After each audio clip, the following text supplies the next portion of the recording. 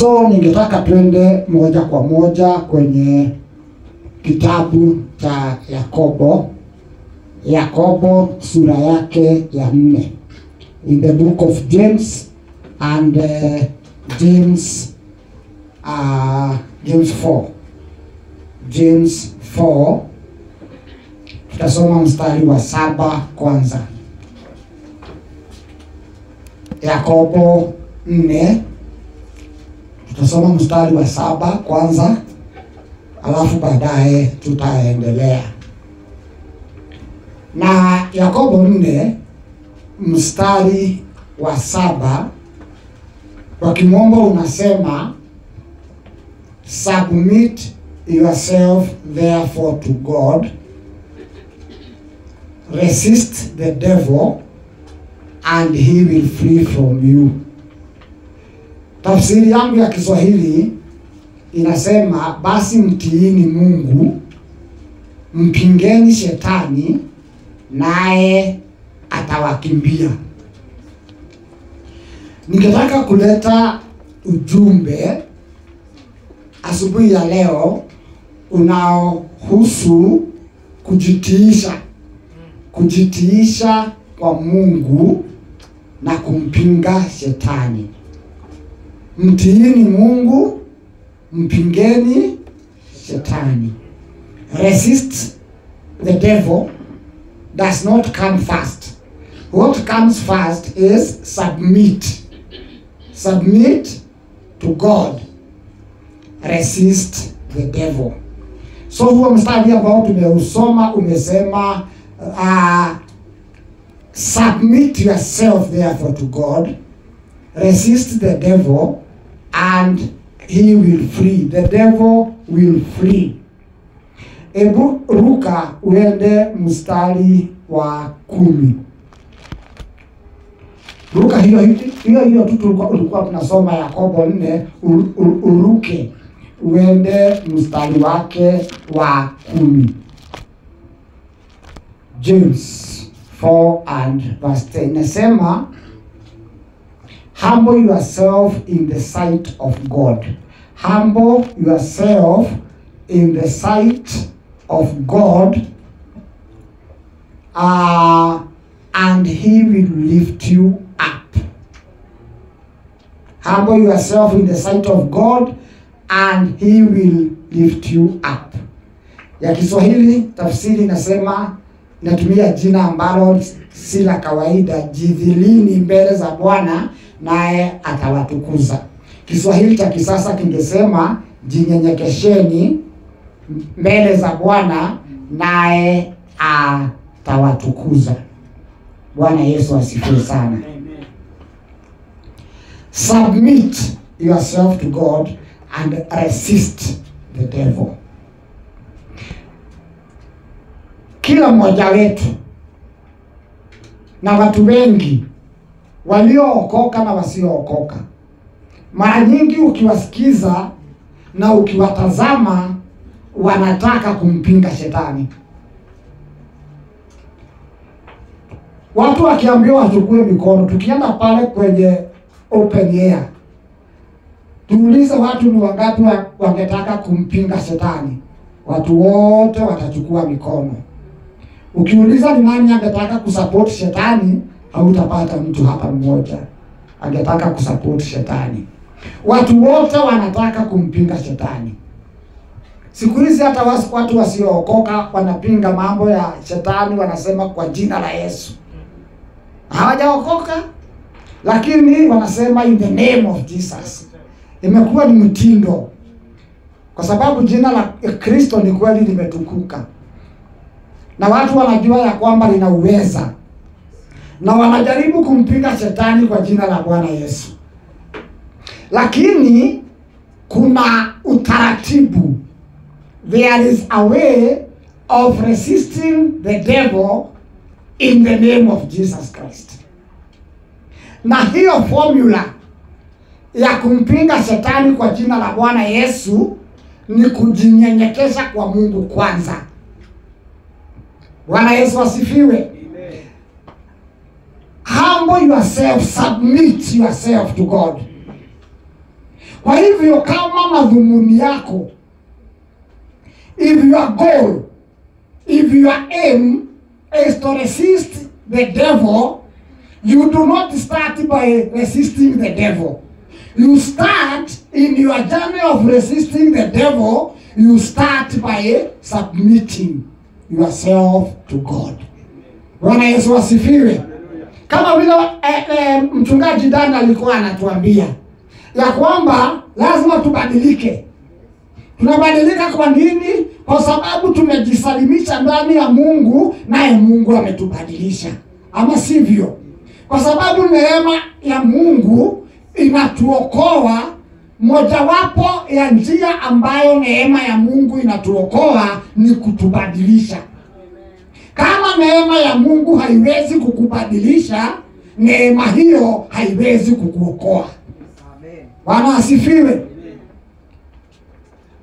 Angĩkorwo wega wa Ngai ndũngĩkũgarũra, ũtiga gũtuĩka ũrĩa ũrarĩ, wega ũcio ndũngĩhota gũkũriũkia kuma kũrĩ arĩa akuũ na ũkũhe muoyo wa tene na tene. Kwa sababu ni gani ngumu? Ni kukufufua kutoka kwa wafu na kukupatia uzima wa milele, ama ni kukubadilisha uache kutukana watu? Si ndio? Ama ni kukubadilisha uache kuwa mwizi, uache kuwa mlevi, uache kuwa mkorofi. Kama neema ya Mungu haina uwezo wa kukubadilisha uwe mzuri, unaweza kuwa na tumaini gani? Neema hiyo itakufufua kutoka kwa wafu na ikupatie uzima wa milele. Wasemaje na hinya wa Ngai? Anasifiwe. Kwa hivyo evidence ya kuonyesha umekutana na nguvu za Mungu ziokoao ni kule kubadilika ambao umebadilika. Lazima tujiepushe na Ukristo mambo leo. Na sitaacha kusema haya. Lazima tujiepushe na Ukristo mambo leo ambao ni raha mstarehe. Ni kama Kristo anatumikia watu, lakini sio watu wanamtumikia Kristo. So that we can get all we want from Christ, but Christ cannot get anything from us. That is not the gospel of Jesus Christ. Neno linasema submit yourself to God. Once you have submitted yourself to God, now you are ready to resist the devil, and the devil will flee. Bwana Yesu asifiwe.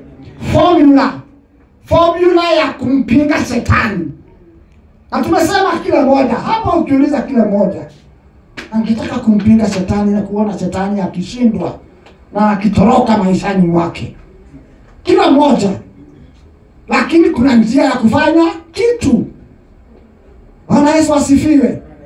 Ukitaka kuwa na uzao, itabidi utafute mke, mpate watoto. Ama sivyo? Usipofanya hivyo hautakuwa na uzao. Kwa sababu kila kitu kina formula yake ya kukifanya. Ukitaka kuwa na degree, lazima uende shule. Juzi si watumishi wa Mungu wameenda shule. Si ati walifurahia sana kwenda shule. They were not enjoying kwenda shule, lakini wanataka ile cheti. Hiyo ndio iliwapeleka shule, kwa sababu kuna mahali wanataka kuitumia. Kama ingepatikana bila kwenda shule, wangeenda tu wachukue. Ama sivyo? Lakini kila kitu kina formula ya kupata hicho kitu. Iliwabidi waende shule ili wapata hicho cheti. Wapendao kumpinga shetani inawabidi wasubmit kwa Mungu. Kwa sababu ni katika kusubmit kwa Mungu mtu anakuwa possession mahali anaweza kumpinga shetani. Kama hatujajisalimisha kwa Yesu, hatujajisalimisha kwa Mungu, hata kushinda tukisema shidwe na nini ni bure. Tukishinda tukisema in the name of Jesus Christ, tutakuwa tu kama wale vijana wa Skefa. Mnawakumbuka vijana wa Skefa? Waliona Paulo akikemea mapepo kwa jina la Yesu. Wakaona ni jambo nzuri na kufanywa. Wakaenda kutafuta mapepo. wakayakemea kwa jina la Yesu. Lakini hatimaye mapepo yaliwaambia, Yesu tunamjua. Yesu tunamjua. Na Paulo pia tunamjua. Lakini nyinyi ni kina nani?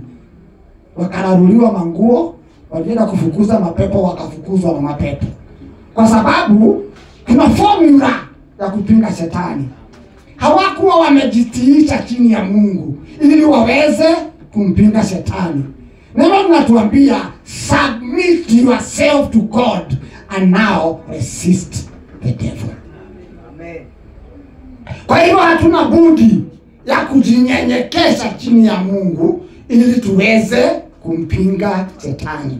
Neno linaendelea kusema nyenyekeeni mbele za Bwana naye atawatukuza.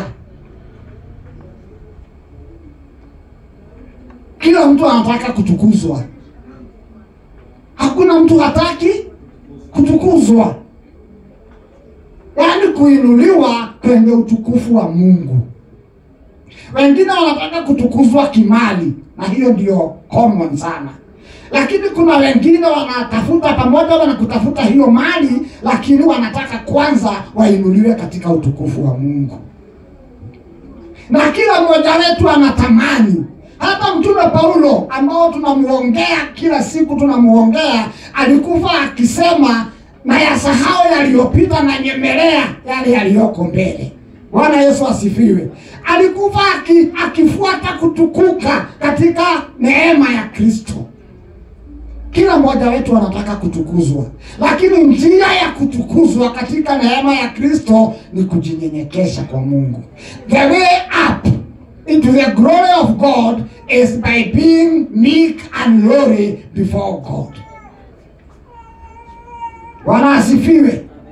Kama tunataka kuinuliwa, kama tunataka kutukuzwa, kwa sababu hiyo ni kitu watu wote wanataka, lakini kile ambacho ni shida ni how to do it. The way to be lifted up is to humble ourselves before God. So kama unataka kuinuliwa, kile kitaonyesha unatamani kuinuliwa ni kiwango ambacho unajinyenyekesha mbele za Mungu. Amen. Bwana asifiwe. Kile Mungu ataangalia ili aone kwa kweli unataka kuinuliwa, sio vile unashout sana, sio vile unapokea sana mhubiri akisema pokeeni, ni vile unajinyenyekea. Hiyo ndio inaambia Mungu huyu mtu anataka kuinuliwa. Bwana asifiwe sana. You must present something before God to show your desire. And your desire to be lifted up will be manifested before God by how humble you have humbled yourself before God. Amen. Bwana Yesu asifiwe. Kwa hivyo hatuna njia mbili. Lazima kama tunataka kumshinda shetani, kama tunataka kumpinga shetani, kama tunataka kuinuliwa, hatuna choice. Choice yetu ambayo ni ya kipekee ni kusubmit before God. Ni kuhumble ourselves before God. Na unajua kile kitafanyika ukijitiisha chini ya Mungu, Mungu atakufanya vile yeye anataka. He will build you or mold you to the person he wants you to be. Kwa sababu hilo neno submit na hilo neno humble zina maana the same. Submit ni kama subject yourself, jiweke chini. Bwana Yesu asifiwe. Ni surrender. Surrender ni ujiweke chini ya mamlaka ya Mungu, kutambua mamlaka ya Mungu. Shetani alikosa kujihambo mbinguni, hakujiweka chini ya mamlaka ya Mungu, alitamani mamlaka ya Mungu. Na kwa sababu hiyo akafurushwa mbinguni. Submit. Hilo ndilo neno ambalo limetumika kwa that scripture ambayo tumesoma. Mstari huo wa kwanza na huo tumemalizia. Humble, submit, yote inamaanisha kutambua na kujiweka chini ya mamlaka ya Mungu. Ukishatambua na kujiweka chini ya mamlaka ya Mungu, sasa na yeye Mungu atakupatia mamlaka na uweza juu ya yale mambo ambayo ni kinyume na Mungu, ambayo ni kinyume na wewe. Bwana Yesu asifiwe. But the place of receiving that ability over your enemies, na ninaposema enemies simaanishi watu, ninamaanisha nguvu za giza ambazo zingetaka kudhuru. Bwana Yesu asifiwe. The place of receiving that power from God over your enemies is that place where you have humbled and surrendered yourself completely to God. Bwana Yesu asifiwe. Humble yourself in the sight of God and He will lift you. He will lift you up. Bwana Yesu asifiwe. So the way to bringing the devil today under us is to humble ourselves before God. Ili tume wake. Tukitambua mamlaka ya Mungu, tukijenyekesha kwa Mungu, tunakuwa watu wa Mungu. Bwana asifiwe. Tunakuwa wake. Tunakuwa sisi ni watu wa Mungu. 1 John 4 verse 4. 1 John 4 verse 4. Tukimbia hapo moja kwa moja. Inasema hivi. Waraka wa kwanza wa Yohana sura yake ya 4 mstari wa 4. You are of God, little children, and have overcome them, because greater is he that is in you than he that is in the world. Nyinyi watoto wadogo mwatokana na Mungu, ama nyinyi ni watu wa Mungu, nanyi mmewashinda, kwa sababu yeye aliye ndani yenu ni mkuu kuliko yeye aliye katika dunia. Hapo mwanzo anaongea kuhusu wapinga Kristo, ama roho ya kumpinga Kristo. Na anasema nyinyi ni wa Mungu, watoto wadogo. You are of God. Na nyinyi kwa sababu ni wa Mungu, mmewashinda. You have overcome them. Why have you overcome them? Because he who is in you is greater than he who is in the world. Ushindi wenu dhidi ya nguvu na mamlaka ya giza na hila zote za shetani unatokana na sababu ya kuwa nyinyi ni wa Mungu. Nyinyi ni wa Mungu, na yeye aliye ndani yenu ni mkubwa kuliko yule aliye ndani yao, ama yule anaowatawala. Bwana asifiwe. Ushindi huo it does not just come from the blues. Ushindi huo hauji tu, unakuja kwa watu wa Mungu. Na unakuja kwa watu wa Mungu kwa sababu watu wa Mungu Kristo ako ndani yao. Bwana asifiwe. Kwa sababu Kristo ako ndani yao, sasa wanaweza kushinda chochote kile. Amen. Because Christ is in them. Kwa hivyo wanaweza kusimama imara na kumpinga shetani mpaka shetani atoroke. Bwana asifiwe. Unajua, mnaweza kuwa mbioni wewe na shetani. Mnaweza kuwa mnakimbia, wewe unakimbia na shetani anakimbia. Sidio? Lakini kile what matters ni nani anakimbiza mwingine. Sidio? Wakikuwa wanasema mtenganania kutulenga gade. No mwahoma kana kutenganania. No leo kihoma kana kura. Bwana asifiwe sana. Alitengenio. Ama sivyo? So mnaweza kuwa nyinyi wewe na shetani mnakimbia, Kile ambacho ni muhimu ni nani anakimbiza mwingine.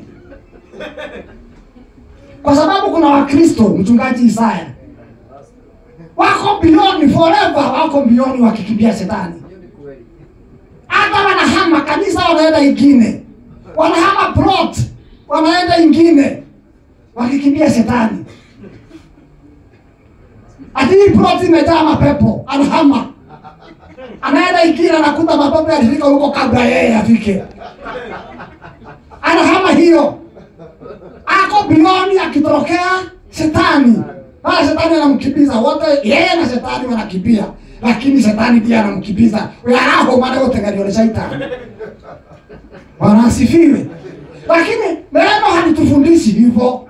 Neno linatuambia submit yourself under God. Then weka mguu yako chini, uambie shetani haiwezekani.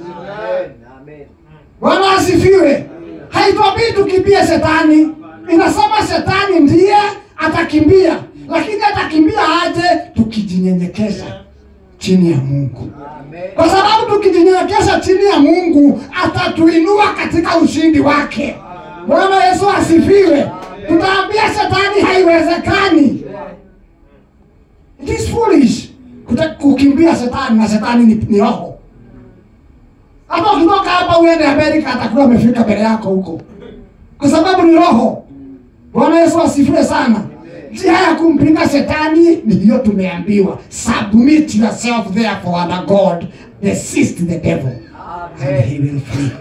Hallelujah. Bwana asifiwe. Afa homa leo kitakalia shetani. Not you homa leo kitakalia shetani. Tunachoka. Si ndio? Tuna mwili na tuna roho ambazo ni dhaifu. Wakati mwingine you even feel like you just want to sleep, you just want to relax. Umechoka. Bwana asifiwe.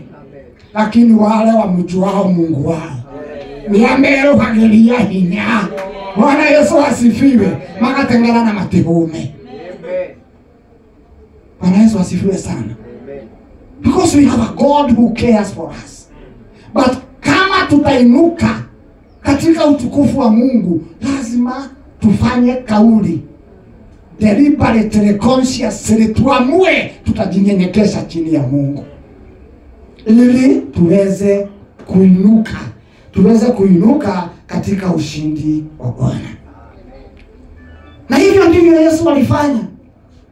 Yesu ni mwana wa Mungu, hakuzaliwa na watu kama sisi.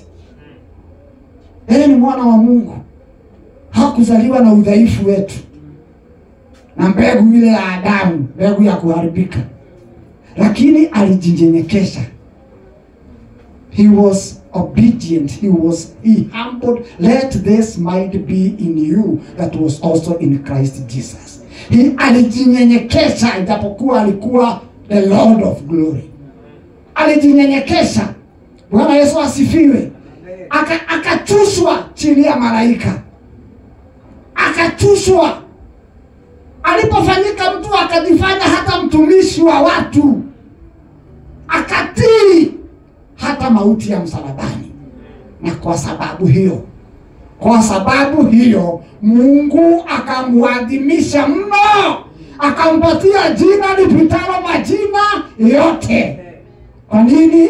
Kwa sababu alijinyenyekesha kuliko wote. Bwana asifiwe. Hata wakati mmoja Bwana Yesu aliambia wanafunzi wake walipoanza kuzozana, nani mkubwa kuliko yule mwingine? Wote wanatamani ukubwa, kama vile Kenya iko saa hii. Miaka 2.5 kabla uchaguzi watu wanang'ang'ania viti. Saa hii wanatafuta ukubwa. Ilikuwa hivyo katika wanafunzi wa Yesu. Hata wakaenda walibishana, hawakupata jibu, wakamwendea Yesu wakamuuliza nani mkubwa kati yetu. Kila mmoja alikuwa anataka Yesu aseme ni huyu. Ni huyu. Alikuwa anamwangalia na macho ya njaa, sema ni mimi. Yesu akawaambia yule anataka kuwa mkubwa wa wale wengine, ajinyenyekeshe chini kabisa, atumikie wale wengine. Huyo ndio ataonyesha tabia yake ya ukubwa. Bwana Yesu asifiwe.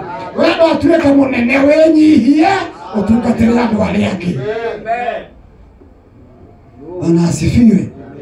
Tontionera wa guku thi twethaga nene wa iguru uthamaki wa Ngai. Bwana asifiwe sana. We want to be lifted up. Tunaposema lifted up, tituikarage kuria riera-ini, nitucerage guku no ithuĩ tũrĩ kũrĩa igũrũ kĩroho. Twĩna ũhoti wa Ngai ũrĩa ũtangĩoneka gũkũ thĩ ĩno, nĩ ũrĩa twambaratio nĩ Ngai. Bwana asifiwe sana. Lakini njia ya kufanya hivyo ni kunyenyekea. Yesu alijinyenyekesha. Alisema sifanyi kitu kama sijaona Baba akifanya. Hata sikuja hapa kutimiza mapenzi yangu, nimekuja kutimiza mapenzi ya Baba. Naye Baba akamuinua, akamuadhimisha kuliko kiumbe kingine chochote. Tunajinyenyekesha kwa Bwana kwa kumtambua ya kwamba yeye ni Bwana na Kristo. Kitabu cha Mitume, Matendo ya Mitume 2.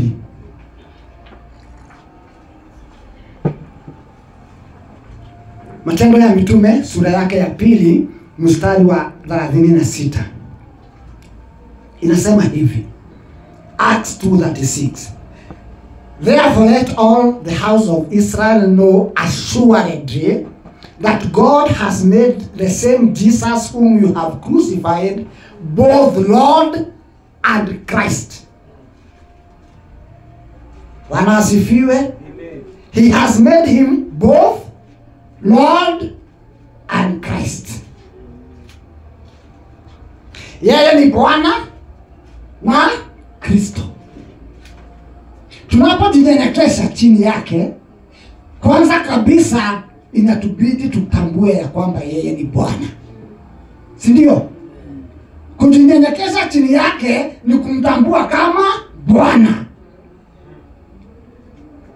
Kwa sababu Mungu amemfanya awe Bwana na Kristo. Amen. Na ili awe Kristo kwako, lazima kwanza awe Bwana. Bwana asifiwe.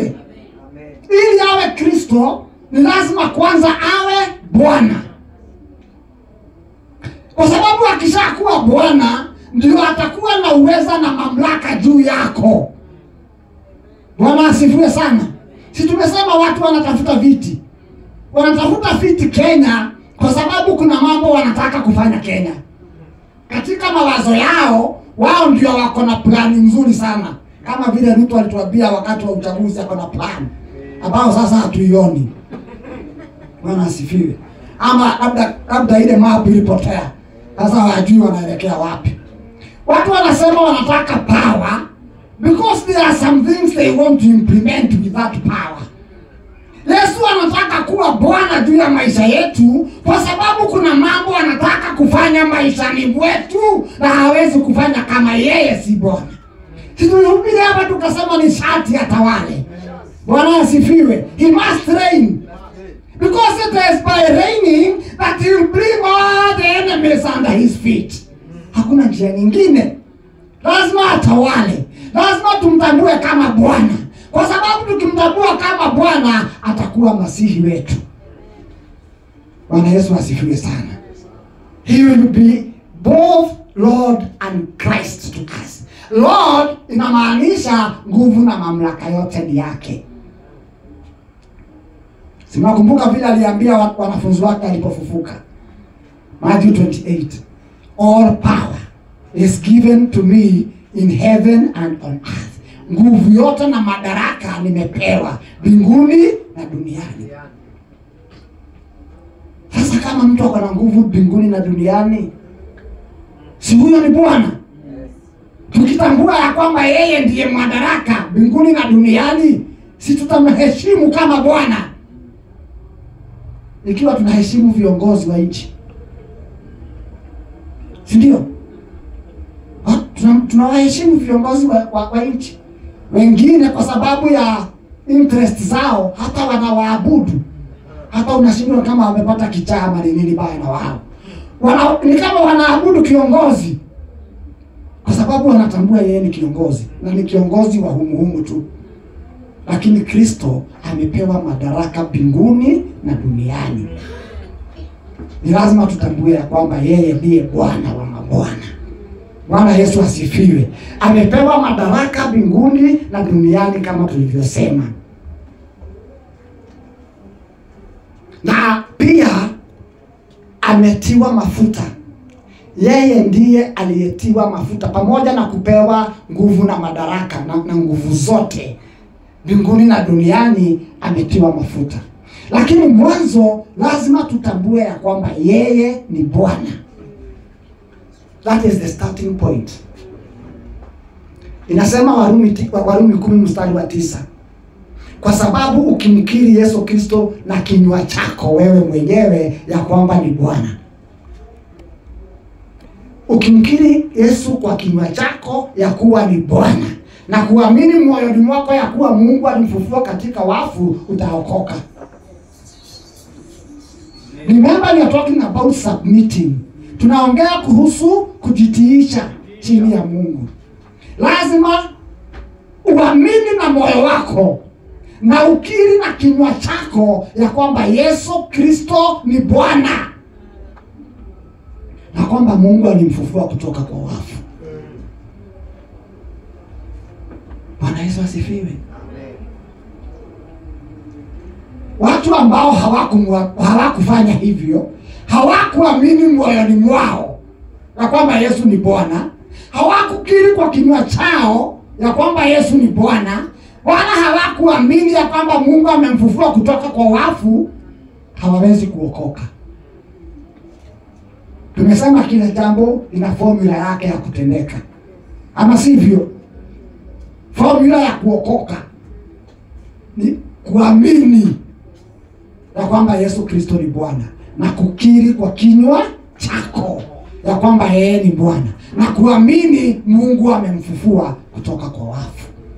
That is Romans 10:9. Amen. Si ndio?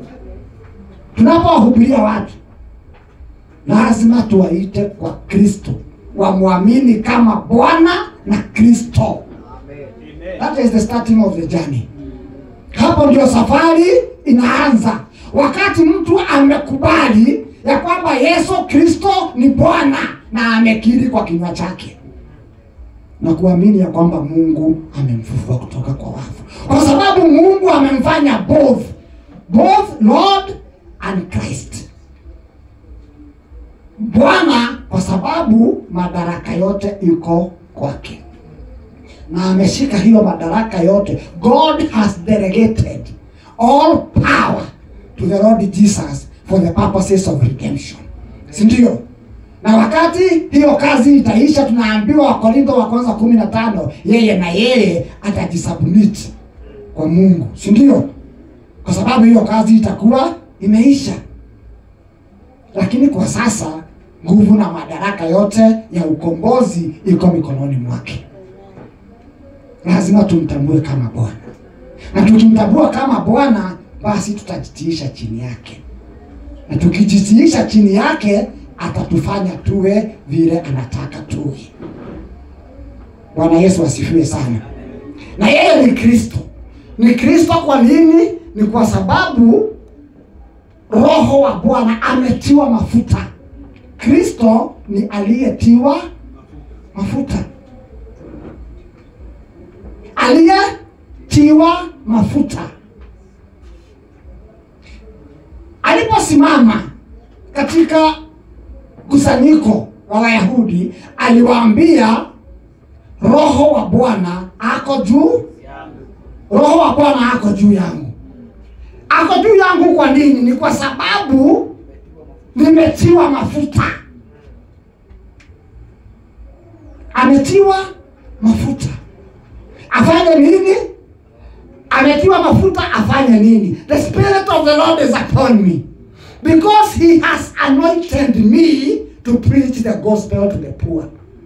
He has sent me to heal the brokenhearted, to preach the deliverance to the captives, and recovering of sight to the blind, to set at liberty that them are bruised, to preach the acceptable year of the Lord. Roho wa Bwana yu juu yangu, kwa maana amenitia mafuta kuwahubiri maskini habari njema. Amenituma kuwatangazia wafungwa kufunguliwa kwao, na vipofu kupata kuona tena, kuwaacha huru walioteswa, na kutangaza mwaka wa Bwana uliokubalika. Bwana asifiwe. Nani ametiwa mafuta? Who has been anointed to set free the captive? He is the Lord Jesus Christ. Bwana asifiwe. He has been anointed. You see, ametiwa mafuta kwa madhumuni hayo. Mwana itakire liyo mafuta nigetha aigire ohotini uria arendwa aigire. Bwana asifiwe. Amemwagiliwa mafuta kwa madhumuni na makusudi hayo. Hiyo ndiyo kazi hiyo mafuta amemwagiwa inatakikana ifanye. Ametiwa mafuta kuwatangazia mateka uhuru wao, kuambia mateka sasa mnafunguliwa. Bwana Yesu asifiwe sana. Yeye ndiye mafuta ya kuweka mateka huru yako juu yake. Bwana Yesu asifiwe. Amenitia mafuta kuhubiri maskini habari njema. Yeye ndiye mwanzilishi wa habari hiyo njema. Amenitia kuwatangazia wafungwa kufunguliwa kwao, to preach deliverance to the captives. Bwana Yesu asifiwe. Lakini ni kama watu watajinyenyekesha kwake. Bwana Yesu asifiwe. Sisi tunahubiri injili Pastor Isaya chini ya mafuta yake, chini ya mafuta ya Yesu. Tunahubiri ukombozi chini ya mafuta ya Yesu. Amen. Lakini kuna wale hawaoni hivyo. Labda umeenda kwa mikutano mingi, nasikia mtu anasimama anasema mimi nahubiri fulani na nahubiri chini ya mafuta ya fulani. Kama umesikia hayo? Kama wanahubiri chini ya mafuta ya fulani, na huyo fulani anahubiri ya mafuta gani? Bwana Yesu asifiwe. Sisi sote tunahubiri injili, tunahubiri ukombozi, tunahubiri kila chochote ambacho ni cha manufaa kwa watu chini ya mafuta ya Yesu Kristo Bwana. Kwa sababu yeye ndiye ametiwa mafuta na sisi ametutuma na mafuta yake. Anasema nimepewa nguvu na madaraka yote mbinguni na duniani, kwa hivyo enendeni. Ninawatuma kama kondoo katikati ya mbwa mwitu. Tunaenda na nguvu gani? Na nguvu zake. Bwana Yesu asifiwe sana. Kwa sababu yeye ndiye Bwana na Kristo. Sisi sio Bwana, yeye ndiye Bwana.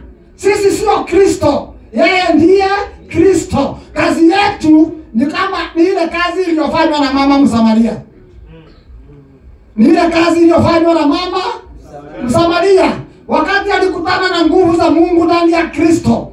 Akaambiwa yale mambo anafikiria na hakuna mtu anajua dunia hii. Akamwamini Kristo. Kristo aliambia Kristo, tunajua atakuja Masihi. Na akikuja hayo mambo unasema atakuja kutuambia. Yesu akamwambia mimi ninaongea na wewe ndiye. Bwana Yesu asifiwe sana. Akaamini, akakimbia Samaria town, akaambia watu kujeni muone mtu. Kujeni muone mtu. Ameniambia mambo yangu yote, labda yeye anaweza kuwa ndiye Masihi. Bwana Yesu asifiwe. Kazi yetu ni kutoka kule nje na kuambia watu njooni muone mtu. Bwana Yesu asifiwe. Ukaimuone mtu. Amen. Ukaimuone. Hiyo ndio kazi yetu. Kujeni muone mtu ambaye anaweza kutatua shida zenu zote. Kujeni muone mtu ambaye amewekwa mafuta na Mungu ili awe nguvu za ukombozi. Wakati Petero alitumwa na Mungu aende akahubiri kwa Kornelio, na akaenda shingo upande, kwa sababu alikuwa na kasumba ya Wayahudi ya kuamini ya kwamba watu wa mataifa hawawezi kuokoka. That is true. That is true. Alikuwa na kasumba. Oh, vya ogetheraga. Bwana Yesu asifiwe. Ndio atoketaukagero. Bwana Yesu asifiwe. Walibishana na Bwana Yesu. Akisema yeye hawezi kula kitu najisi. Lakini hatimaye akaenda huko shingo upande. Na kwa sababu ameenda, lazima ahubiri injili. Ameenda. Sasa ataenda kufanya nini? Lazima ahubiri injili.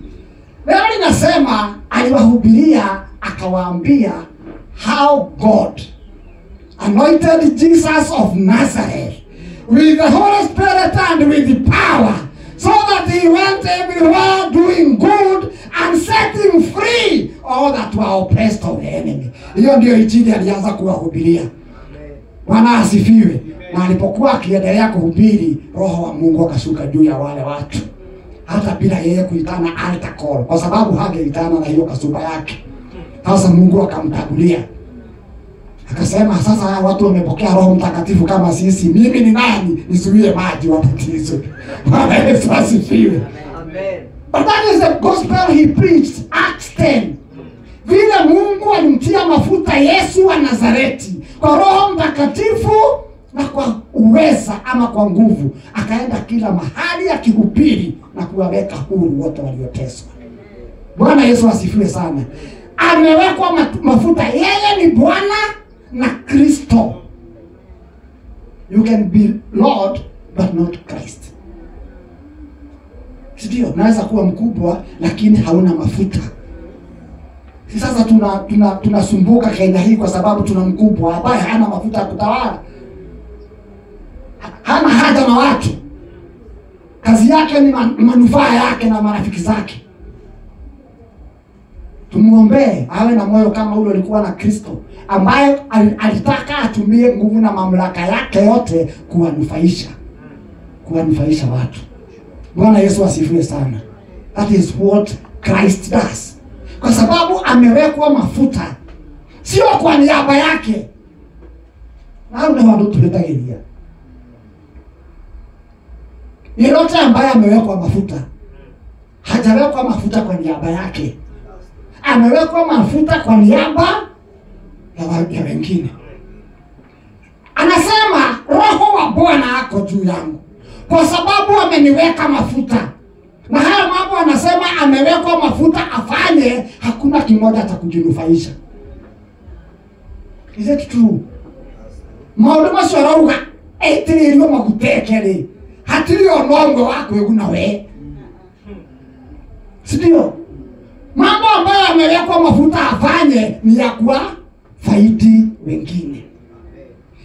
Kristo ndiye amewekwa mafuta, na sisi tunahubiri chini ya mafuta yake. Itakuwaje hayo mafuta yake tunayohubiri nayo tunataka kujifaidi?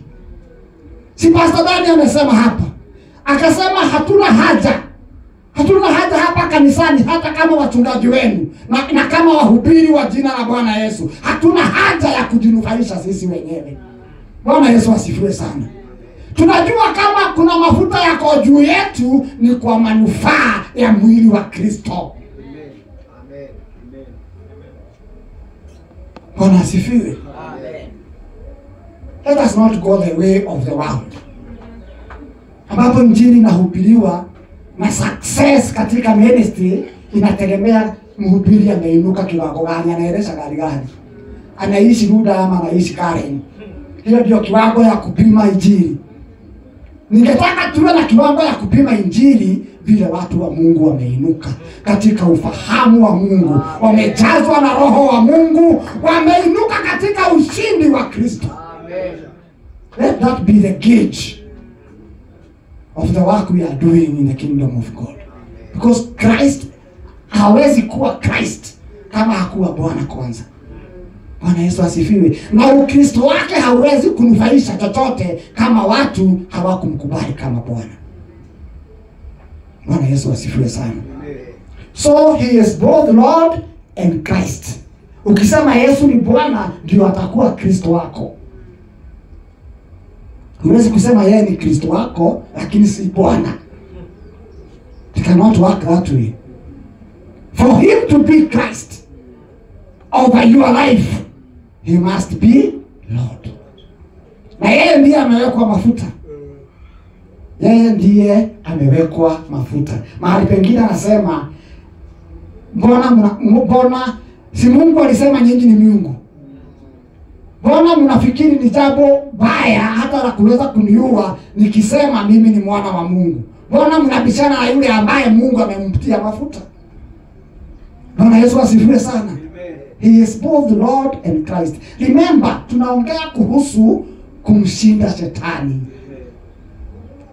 Formula ya kumshinda shetani ni kujinyenyekesha chini ya Mungu ili atuinue. That is the only way to defeat the devil. Tulihubiria watu wengine hapa wakitaka ushindi dhidi ya shida waliokuwa nayo, wajinyenyekeshe chini ya Kristo. Wakakataa. Wakazungushwa Kenya hii yote wakitafuta deliverance. Leo wako wapi? Makaburini. Kwa sababu njia ya kumshinda shetani ni kujinyenyekesha kwa Kristo. Bwana Yesu asifiwe sana. If people will be delivered, it is because watu wamekubali kujinyenyekesha chini ya Kristo. Sasa wakijinyenyekesha chini ya Kristo, sisi kwa mafuta ya Kristo, Bwana Yesu asifiwe, tutawasaidia kuinuka katika ushindi. Bwana Yesu asifiwe sana. We must submit ourselves. God anointed Jesus Christ of Nazareth with the Holy Spirit and with the power. Bwana Yesu asifiwe. Hiyo ndio injili ambayo Mtume Petero aliwahubiria watu kwa nyumba ya Kornelio. Tunapaswa tujinyenyekeshe chini yake kama mchungaji wetu. Tujinyenyekeshe chini yake kama mchungaji wetu. Marko 6 mstari wa 34.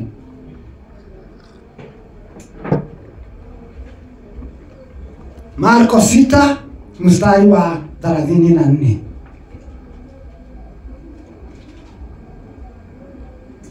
Inasema hivi: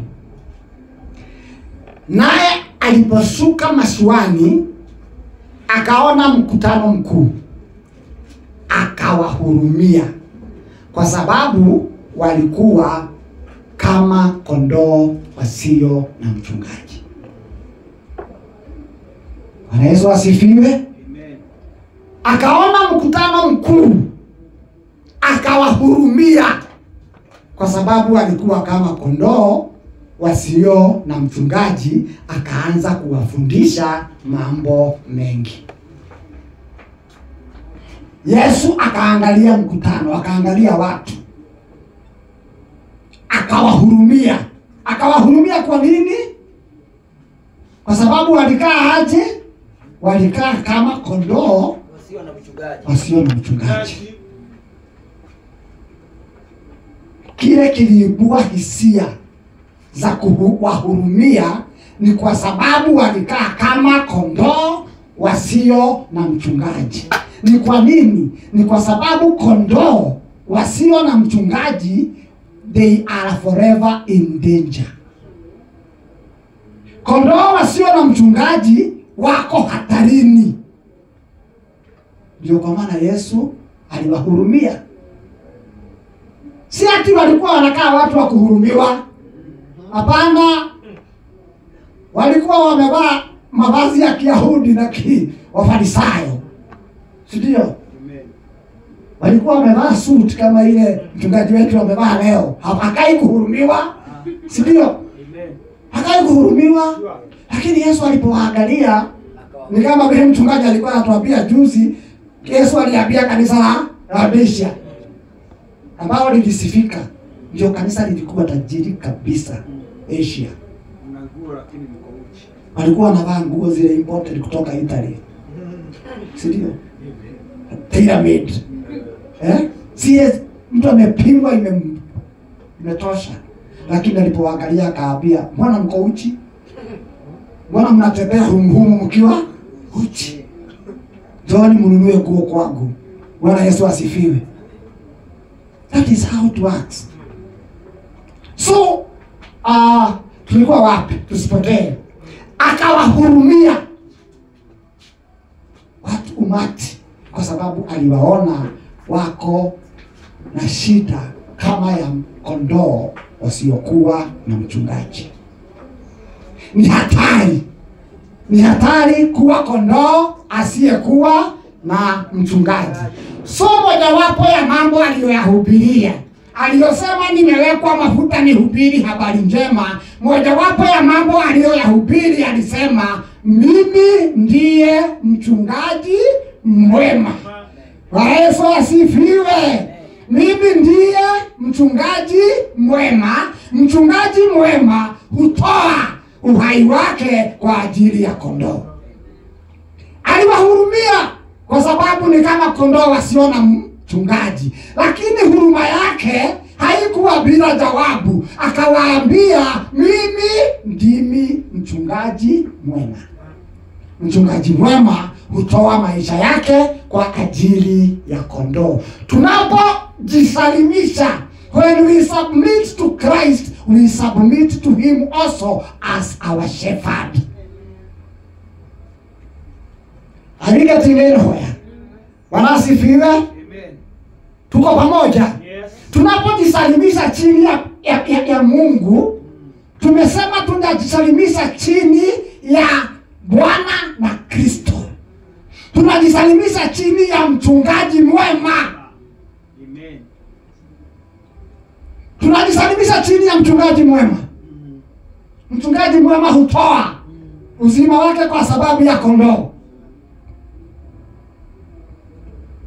Baadaye ukiwa unafuga kondoo, usiku wa manane usikie kuna furugu huko. Usikie kuna furugu. Unatoka haulali kwa sababu umeogopa ni nini kinaendelea huko. Unatoka nje na upanga wako ama fimbo yako. Unakuta labda ni simba ama ni chui. Naenda kutafuta mkuki.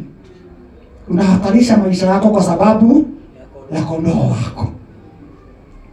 Anasema mimi ndiye mchungaji mwema. Mchungaji mwema anatoa uhai wake kwa ajili ya kondoo wake.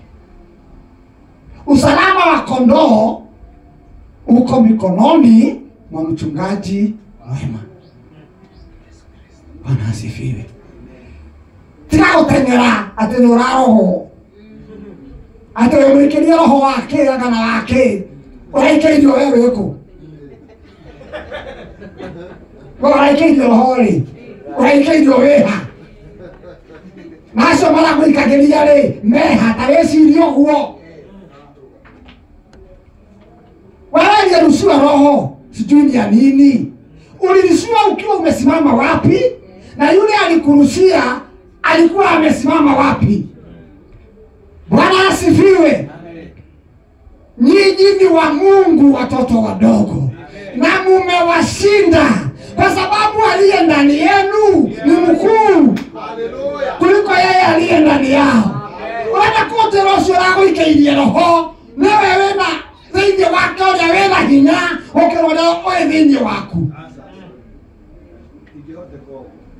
Na kote kile huo. Kwa nini ngina wewe ulie? Utanaberia gutura roho ikailie roho. Otoyo arogamete ha ugikirio roho cio. No cio araguikeirie ri ararogamete ha. Kwa sababu Wakorintho inasema, Wakorintho 1:2 inasema ni Mungu ametuchukua kwa uwezo wake, ametuweka ndani ya Kristo. Amen. Wewe ulikuwa ndani ya Kristo na yule alikuwa nje ya Kristo na yule alikuwa nje ya Kristo akakuruhusia pepo. Sasa unakimbia kila mahali kwa sababu umepagawa. It cannot be like that. Submit yourself unto God and resist the devil, and the devil will flee. Amen. Bwana asifiwe. Ukihuaro hima kithiro kanyoba gwaku mendaga ondu ageye kuma wagire gwekera rwimbo rotorie iguru. Bwana asifiwe. kuina wimbo wa gutoria muthenya wa muthi. Bwana asifiwe. Ona tangĩkĩria umathire tondũ gĩkeno kĩao nĩ wambirie kubabaika. Mangĩigua nĩ kũgocora goca Ngai atatoroka. Lakini ukihama plot alafu unahama kutoka Kawangware na kuja Kabiria na wanajua tu umeenda Kabiria, si watakuja tu hapo wakubabaishe. Wakubabaisha. Submit yourself under God. Ukisha submit, resist the devil, and the devil will flee. It is the devil to flee, not you. Bwana Yesu asifiwe sana. Amen. Tusibabaishwe na mambo ambayo yanawababaisha walimwengu. Kristo ni ngome. Kristo ni mahali salama ambapo sasa kuna vita Israeli. Kabla Israeli iattack Iran, wale wanafuatilia. Kabla Israeli iattack Iran, iliwaambia Wayahudi wa Israeli wakae karibu na ngome zao, kwa sababu kule kumejengwa mahadaki. Sasa ile kilia wanaingia kwa mahadaki, kwa sababu mahadaki hayo yamepimwa, hakuna kombora la adui inaweza kuipomoa. Kristo ndio mahadaki yetu. Tukiingia ndani ya Kristo, haya makombora yatakuwa yakianguka juu yetu huko na huko, lakini hayatatuguza.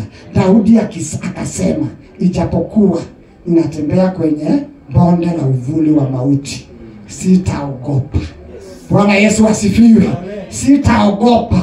Wataanguka upande huu watu 1000 na wataanguka upande huu watu 10,000, na mimi nitabaki salama kwa sababu niko chini ya mchungaji mwema. Tunapojisalimisha ndani ya Kristo, tunajisalimisha chini ya mchungaji mwema ambaye anatoa uhai wake kwa ajili ya kondoo. Wacha wachungaji wa Ukristo mambo leo ambao kondoo wanatoa uhai wao kwa ajili ya mchungaji. Sio mchungaji.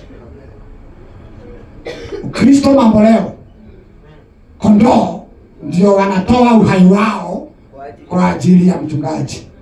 So kondoo wanabaki watu wa kuhurumiwa na mchungaji anabaki mtu wa kuabudiwa.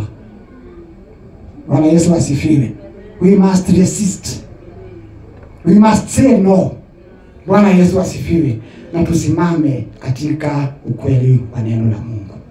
Hebrews 13:20. Saa zetu zimeisha na hata hatujafika nusu.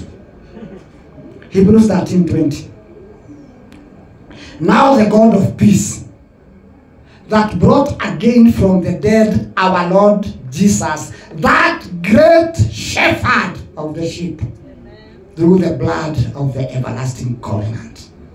Basi Mungu wa amani aliyemleta tena kutoka kwa wafu, mchungaji mkuu wa kondoo, kwa damu ya agano la milele, yeye Bwana wetu Yesu.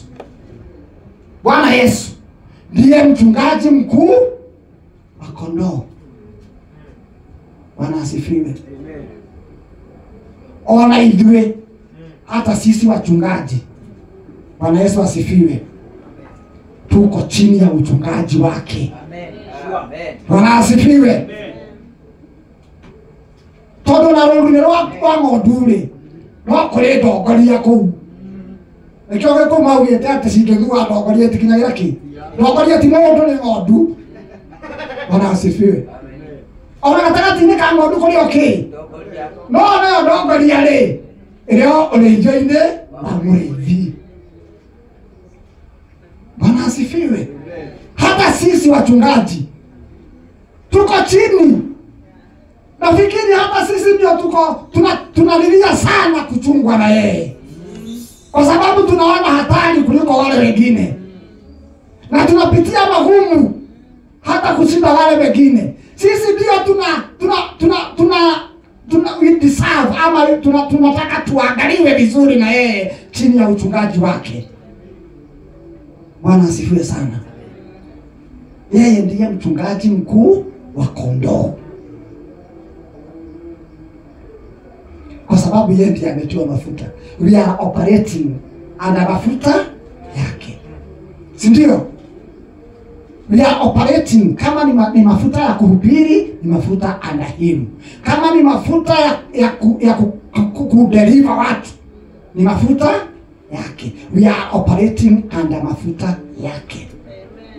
Hata kama ni mafuta ya uchungaji, ni mafuta yake. Bwana asifiwe. Let us not forget that we are all under the shepherdship ya Bwana Yesu. Hiyo nyingine inasema 1 Peter 2:25.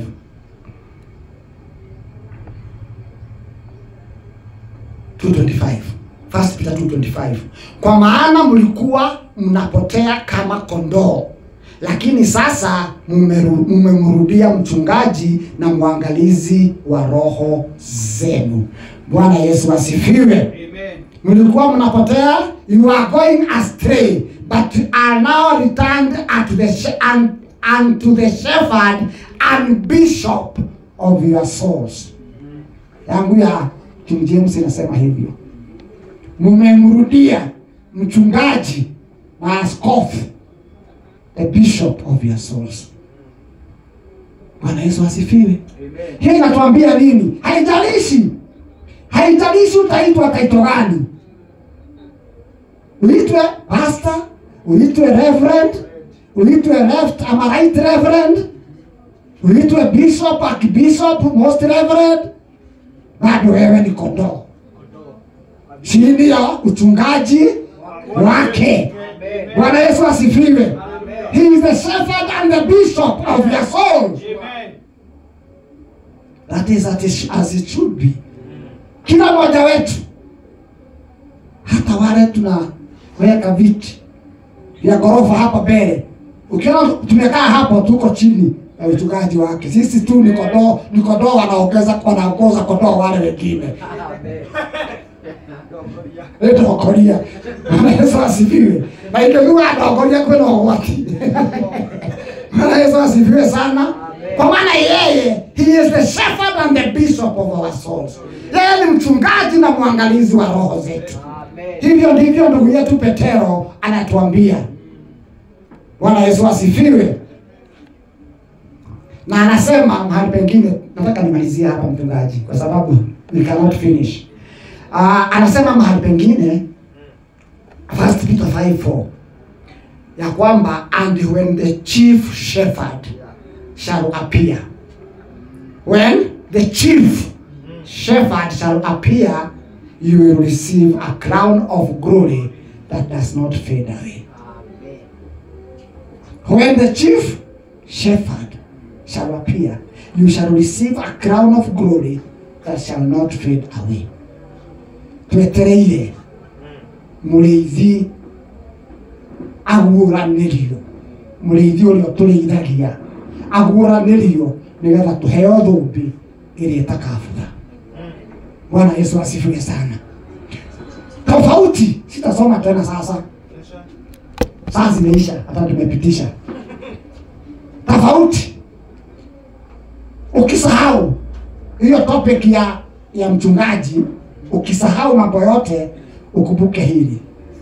Tofauti ya sisi ambao tumejinyenyekeza chini ya mchungaji ni kama tofauti ya kondoo aliye chini ya mchungaji nyumbani na wale wanyama wa porini. Nita utiganu wa ng'ondu na thia. Thia ri no bulitega inyumba tena kiugo. Matigu ni mwepo mwe ona ni ciaranaga. Etigu no thia ri muoyo wayo wi moko-ini mayo. Urategemea umahiri wayo wa kuona kuraihu, wa kuigua kuraihu, wa guteng'era nigetha iture. Muoyo wa thia wi moko-ini mayo. Na ithuĩ hĩndĩ ĩmwe rĩ twahanaga ta mbũri itarĩ mũrĩithi. Jesu akĩrora andũ akĩmaiguĩra tha tondũ mahanaga ta ng'ondu itarĩ na mũrĩithi. no akimera njokete nigatha nduĩke mũrĩithi ũrĩa mwega ũrĩa ũrutaga muoyo wake nĩ tondũ wa ng'ondu ciake. Bwana Yesu asifiwe. Muoyo witũ rĩ ndũrĩ moko-inĩ maitũ. Uhai wetu hauko mikononi mwetu. Wakolosai tondũ nĩgũkua twakuire hamwe na Kristo, na rĩu muoyo witũ nĩ mũhithe thĩinĩ wa Ngai hamwe na Kristo. Hĩndĩ ĩrĩa akaguũranĩrio nĩtũkaguũranĩrio nake tũiyũrĩtwo nĩ riri wa Ngai. Ngai amũrathime na mwĩke wega. Wega wa Ngai ũromũigana, riri wa Ngai ũromũthamakĩra, gĩkeno kĩa muoyo kĩronyotora maroho manyu. Ngai anogocwo. Karibu mchungaji. Ampigie makofi mazuri. Bwana asifiwe. Unaona nilikuwa na sababu hata ya kuwashawashwa. Bwana asifiwe. Nikuhia kiroho ucio muno. Na muthenya umwe kuna wakati nilikuwa katika kisiasa sana, miaka kadhaa imeenda, na kukakuwa nomination ni uchaguzi ambao unakujaga kabla ya uchaguzi mwenyewe. Si unamjua hiyo nomination venye kunaenda?